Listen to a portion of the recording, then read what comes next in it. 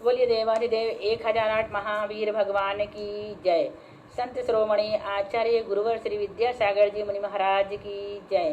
परम पूज्य 108 मुनिवर श्री प्रज्ञासागर जी महाराज की जय। द्वादशांगिरवाणी माता की जय। अहिंसामय विश्व धर्म की जय। सिद्धम शुद्धम पणमीय जिनिंदवर नेमि चंदमके लंकम गुणरयण भूषण उदयम जीवस्य परुगणम बोच्छम। बोलिए आचार्य नेमिचंद्र स्वामी जी की जय। देखें जीव कांड की ज्ञान मार्गणा की 306 नंबर की गाथा।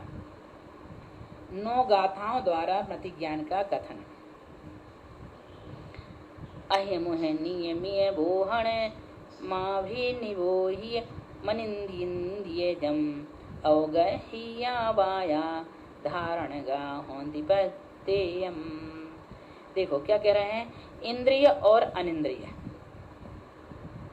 इंद्रिय और अनिंद्रिय में बोले तो मन की सहायता से अभिमुख और नियमित पदार्थ का ज्ञान अभिनिवोधिक ज्ञान है। प्रत्येक के अवग्रह, ईहा, आवाय और धारणा, ये 4 भेद हैं। आ गया इंद्रिय और अनिंद्रिय की सहायता से अभिमुख और नियमित पदार्थ का ज्ञान अभिनिवोधिक ज्ञान है। प्रत्येक के अवग्रह, ईहा, आवाय और धारणा, ये 4 भेद हैं। मति ज्ञान का नाम दूसरा नाम क्या है? अभिनिवोधिक ज्ञान है। मति ज्ञान का दूसरा नाम अभिनिवोधिक। इसको अभिनिवोधिक क्यों कहते हैं? यह ज्ञान अभिमुख अर्थात नियमित पदार्थ को जानता है। अभिमुख अर्थात नियमित पदार्थ को जानता है, इसलिए इसे अभिनिवोधिक ज्ञान कहते हैं। अभिनिवोधिक शब्द की अर्थ क्या है तो हमने बता दिए कि यह ज्ञान अभिमुख और नियमित पदार्थ को जानता है। इसके बाद है यह ज्ञान किस कारण से उत्पन्न होता है, इसके कितने भेद हैं। अंतरंग में मति ज्ञानवर्ण कर्म तथा उसके उत्तरोत्तर भेद इंद्रियावर्ण आदि कर्म के क्षयोपशम होने पर तथा मन और इंद्रियों की सहायता द्वारा यह ज्ञान उत्पन्न होता है। इस तरह 5 इंद्रियों और मन के निमित्त से होने के कारण इसके 6 भेद होते हैं। पुनः अवग्रह, ईहा, आवाय और धारणा, ये प्रत्येक के 4 भेद होते हैं। इसलिए 6 को 4 से गुणा करने पर 24 भेद हुए। कुल भेद 336 हैं। इसका कथन आगे कर रहे हैं। देखें अवग्रह व ईहा का लक्षण तथा अवग्रह के भेद। विषयाणम विषईडम संजोगानंतरम हवेणीमा अवगह नाणम गहिदे विशेष कंखा हवे ईहा। देखो विषयाणम विषय और विषय के संयोग से, विषय और विषय के संयोग के अनंतर, संयोगानंतरम अनंतर नियम से अवग्रह ज्ञान होता है। अवगह ज्ञानाणम अवग्रह ज्ञान होता है। ग्रहण किए गए पदार्थ की विशेष जिज्ञासा ईहा ज्ञान है। फिर से देखो, ये भी हम तत्वार्थ सूत्र पढ़ चुके हैं। विषय और विषय के संयोग, विषय और विषय के संयोग के अनंतर नियम से अवग्रह ज्ञान होता है। ग्रहण किए गए पदार्थ की विशेष जिज्ञासा ईहा ज्ञान है। अवग्रह के कितने भेद हैं? 2 भेद हैं। कौन कौन से? व्यंजनावग्रह और अर्थावग्रह।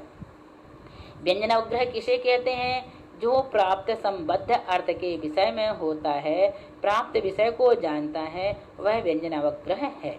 अर्थावग्रह किसे कहते हैं? जो अप्राप्त अर्थ के विषय में होता है, अर्थात अप्राप्त पदार्थ को जानता है, वह अर्थावग्रह कहलाता है।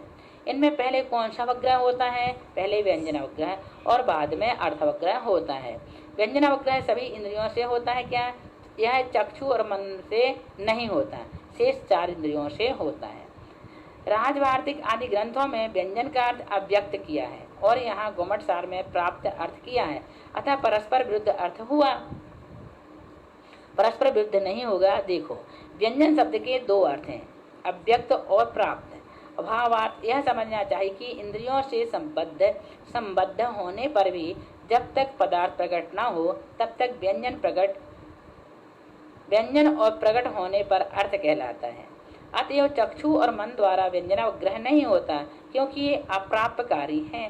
जिस तरह नवीन सकोरे आदि मिट्टी के बर्तन में एक दो बूंद पानी पड़ने पर भी वह गीला नहीं होता, वह बूंद अप्रकट रहती है, अधिक बूंदें पड़ने पर भी प्रकट होती हैं। इसी प्रकार कण आदि द्वारा प्रथम अव्यक्त शब्द आदि का ग्रहण होता है, उस ज्ञान को व्यंजनावग्रह कहते हैं, और पीछे प्रकट ग्रहण करने पर उस ज्ञान को अर्थावग्रह कहते हैं। ये बात हमने आपको तत्ववाद सूत्र में अच्छी तरह से उदाहरण देकर पढ़ा दिए थे। अब देखें 308 नंबर की गाथा।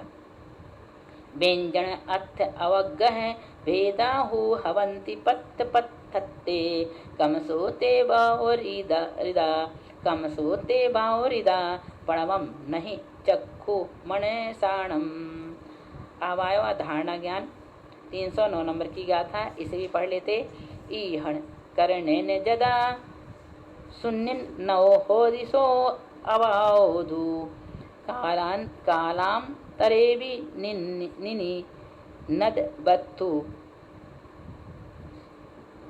स्मरणस्य कारणम तुरीयम। देखो यहाँ पर बता रहे हैं प्राप्त अर्थ और अप्राप्त अर्थ के कारण क्रम से व्यंजनावग्रह और अर्थावग्रह के भेद से अवग्रह दो प्रकार का होता है। उत्पत्ति क्रम की अपेक्षा पहले व्यंजनावग्रह तथा पीछे अर्थावग्रह इस क्रम से होते हैं। चक्षु और मन से व्यंजनावग्रह नहीं होता। यह ज्ञान के द्वारा जब भले प्रकार निर्णय हो जाता है, पदार्थ के विषय में वह सुनिश्चय अवाय ज्ञान है। निर्णित वस्तु के कालांतर में स्मरण का कारण चौथा धारणा ज्ञान है। अब इसकी अलग से परिभाषा बताते हैं। अवग्रह पदार्थ और इंद्रिय के योग क्षेत्र में होने रूप संबंध होने पर सामान्य अवलोकन रूप दर्शन होता है और अनंतर विशेष आकार ग्रहण करने वाला अवग्रह ज्ञान होता है। यह ज्ञान अवग्रह द्वारा जाने गए विषय में विशेष अंश ग्राहक यह ज्ञान होता है। जैसे अवग्रह में यह पुरुष है इतना बोध हुआ और यह में यह दक्षिण का होना चाहिए ऐसा बोध होता है। अवाय ज्ञान किसे कहते हैं? यह से ग्रहित पदार्थ में विशेष निर्णय होना अवाय है। जैसे यह पुरुष निश्चित ही दक्षिण का है। धारणा ज्ञान अवाय द्वारा ज्ञात पदार्थ को नहीं भूलना, कालांतर में स्मरण रहना धारणा ज्ञान है। इस प्रकार से पहले क्या समझे कि पुरुष है, लेकिन बाद में उसकी ड्रेस आदि को देखकर हम समझ गए कि ये दक्षिण का है। फिर उसको जब हमने अच्छी तरह से देखा तो पूरी तरह से जान गए यह अवाय से कि यह पुरुष निश्चित ही दक्षिण का ही है। फिर धारणा में उसको कालांतर में नहीं भूलना। इसी प्रकार से आगे 310 गाथा देखें। एक चौकम 24 28 टिप्पणीम किच्चा एक छब्बा रस गुणी दे मदिनाणे होंती ठाणानी। देखो 1, 4, 24 और 28 इनकी 3-3 पंक्तियां करनी। इन तीनों पंक्तियों के अंकों को 1, 6 व 12 से गुणा करने पर मति ज्ञान के भेदों की संख्या प्राप्त होती है। इसे भी हम समझाएंगे आपको। कुछ विषय जो हम अभी यहाँ पर समझा नहीं पा रहे हैं इसे बोर्ड से समझाएंगे तो आपके सारे कॉन्सेप्ट क्लियर हो जाएंगे। इसलिए आप अभी सुन लें। गाथा और गाथा का अर्थ जो चीज़ समझाने की होगी 1-2 दिन में हम उन्हें क्लियर कर देंगे सारा, है ना। फिर से देखें 1, 4, 24 और 28 इनकी 3-3 पंक्तियां करनी। इन तीनों पंक्तियों के अंकों को 1, 6 व 12 से गुणा करने पर मति ज्ञान के भेदों की संख्या प्राप्त होती है। मति ज्ञान के विषयभूत पदार्थ के कितने भेद हैं? 12 हैं। बहुविध, क्षिप्र, अनिश्रित, अनुक्त और ध्रुव। 1, 6 तथा एक विध, अक्षिप्र, निश्रित, उक्त और अध्रुव। इन 12 पदार्थों को जानने से मति ज्ञान के भी इन्हीं नाम वाले 12 भेद होते हैं।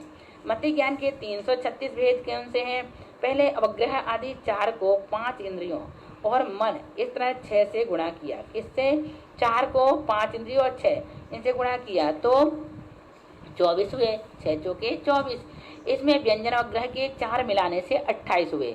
फिर इन बहुविध आदि को 12 से गुणा किया तो 28 गुणित 12 बराबर 336 भेद हो गए। ऐसा आप भी निकाल लेना है ना। अब देखो इसके बाद 310 से 315 तक की गाथा हम आपको बाद में पढ़ाएंगे। 311 से लेकर के 315 तक हम चूंकि 5-5 गाथा इसलिए पढ़ाना चाहते हैं कि यदि ये विषय लंबा हो जाए तो शायद आप उतना इंटरेस्ट से ना पढ़ पाएंगे। इसलिए हमें सोचे कि सिर्फ 5 गाथा और उनका अर्थ ही यहाँ बताएं और उससे संबंधित जो जानकारी है वो आपको दे दें। अगर हम इससे डिटेल में बताएं या फिर ज़्यादा गाथा ले लें तो ये विषय लंबा हो जाएगा और फिर उसमें पढ़ने में इतनी रुचि नहीं बन पाएगी। इसलिए 5 गाथा ही ठीक है और आप 5 को ही पढ़ें और अच्छे से पढ़ें। बोलिए महावीर भगवान की जय।